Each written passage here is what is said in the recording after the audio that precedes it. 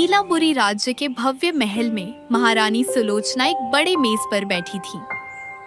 उनके सामने कई राज्यों की कन्याओं की तस्वीरें और पत्र बिखरे थे। तभी राजकुमार वीरेंद्र अपनी तलवार अग्निशिखा कमर में बांधे उनके पास आता है। वीरेंद्र, बेटा इधर आओ, मैं तुम्हारे लिए कुछ खास ढूंढ रही हूँ। माँ, फिर से शादी की बात? अरे मुझे थोड़ा और समय दो ना। वीरेंद्र अपनी माँ की इस जिद से अच्छी तरह वाकिफ थे।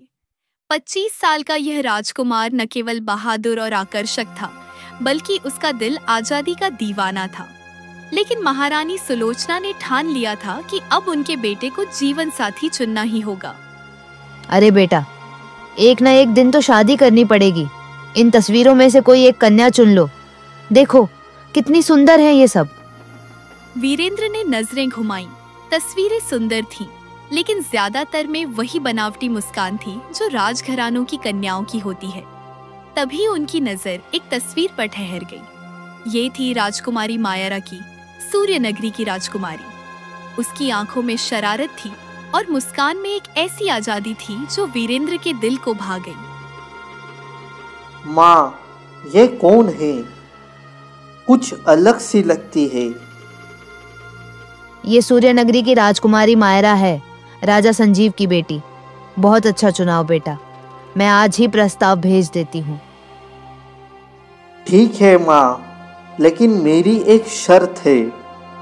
अगर मुझे मायरा से शादी करनी है तो पहले मैं खुद को उसके योग्य साबित करूँगा। पूछो उसे क्या चाहिए और मैं वो ला कर दूंगा। महारानी खुशी से फूली न समाई और तुरंत सूर्यनगरी को पत्र भेजा। कुछ दिनों बाद जवाब आया, जिस पर सूर्यनगरी की सुनहरी मोहर थी। मायरा की शर्त सुनकर सबके होश उड़ गए। उसने एक जीवित सुनहरे चील की मांग की थी, एक पौराणिक पक्षी जो श्रापित वनमाला जंगल में रहता था, जिसकी रक्षा भयंकर राक्षसी मृत्युंजया करती थी। वीरेंद्र, ये क्या मांग है? वनमाला जंगल में कोई जिंदा नहीं लौटता। मृत्युंजया कोई साधारण राक्षसी नहीं है। माँ, मैंने ठान लिया है। मायरा मेरे लिए खास है। मैं सुनहरा चील लाऊंगा, चाहे कुछ भी हो जाए। बेटा सोच लो, मृत्युंजया एक छलिया है। वो इंसान और जानवर को किसी को नहीं छोड़ती। पिताजी, डर मुझे नहीं लगता। मैं अपने घोड़े तूफान और तलवार अग्निशिखा के साथ अकेले जाऊंगा। कल सुबह मैं जल्द ही निकल जाऊंगा। दरबार के बुद्धिमान मंत्री आर्षिभद्रसेन और राजा रानी के विरोध के बावजूद वीरेंद्र अडिग रहे।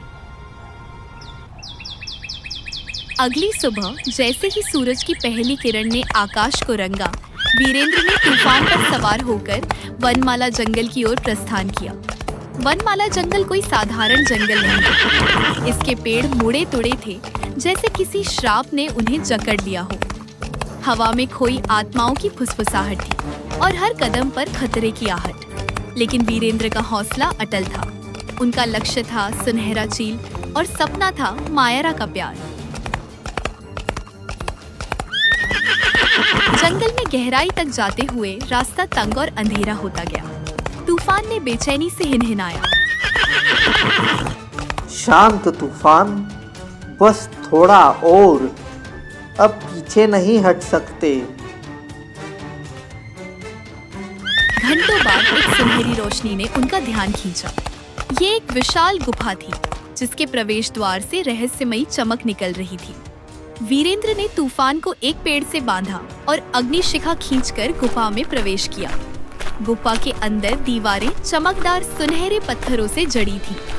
बीच में खड़ी थी मृत्युंजया, लंबी काली त्वचा, आंखें कोयले सी जलती हुई और नाखून जो धातु की तरह चमकते थे। उसके हाथ में एक पिंजरा था, जिसमें सुनहरा चील कैद था, जिसके पंख सूरज की तरह चमक रहे थे। कौन है तू? एक इंसान मेरी गुफा में। यहाँ बोल, वरना तेरी आत्मा मेरे भोजन बनेगी। मैं हूँ वीरेंद्र, नीलांबरी का राजकुमार। मुझे सुनहरा चील चाहिए। इसकी कीमत बताओ, मैं चुकाऊंगा। कीमत? मूर्ख लड़के, यह मेरा खजाना है। इसे लेने के लिए तुझे मुझसे लड़ना होगा। अगर हिम्मत है तो आ जा।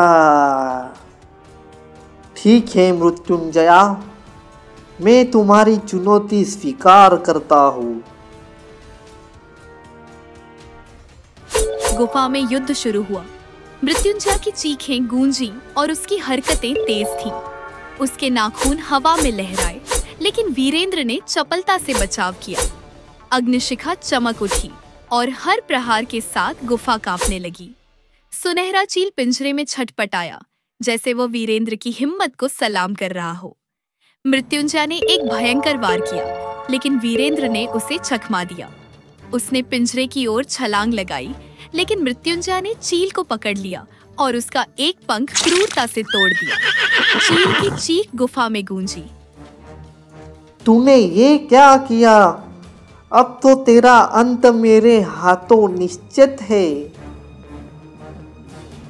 वीरेंद्र का गुस्सा अब आग बन चुका था। उसने अग्निशिखा को पूरी ताकत से घुमाया और मृत्युंजय के सीने में गहरा प्रहार किया।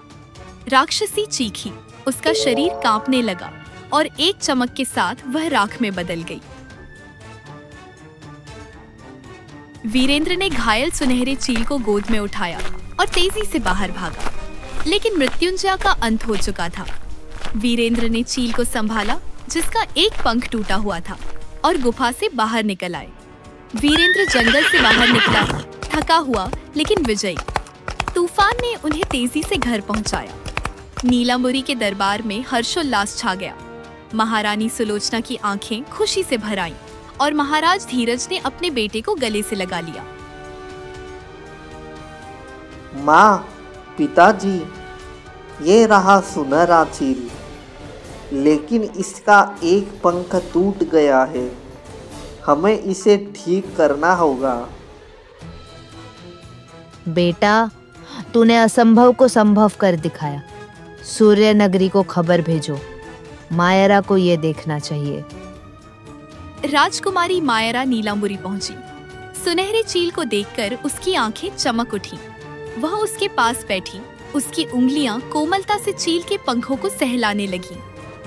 वीरेंद्र, तुमने इसके लिए सब कुछ दांव पर लगा दिया, लेकिन इसका पंख टूटा हुआ क्यों है?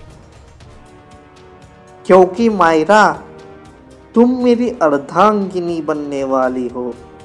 हम दोनों मिलकर फिर से उन्हें लायक बनाएंगे। मायरा हंस पड़ी। उसका दिल वीरेंद्र की बहादुरी और चतुराई से जीत लिया गया। नीलांबरी में उत्सव हुआ और वीरेंद्र मायरा के प्यार ने सुनहरे चील को ठीक किया। वह महल के ऊपर उड़ा, उनके अटूट बंधन का प्रतीक बनकर। और इस तरह नीलांबरी में एक नई कथा जन्मी, एक राजकुमार की जिसने प्यार के लिए अंधेरे का सामना किया, और एक राजकुमारी की जिसने अपना सच्चा साथी पाया।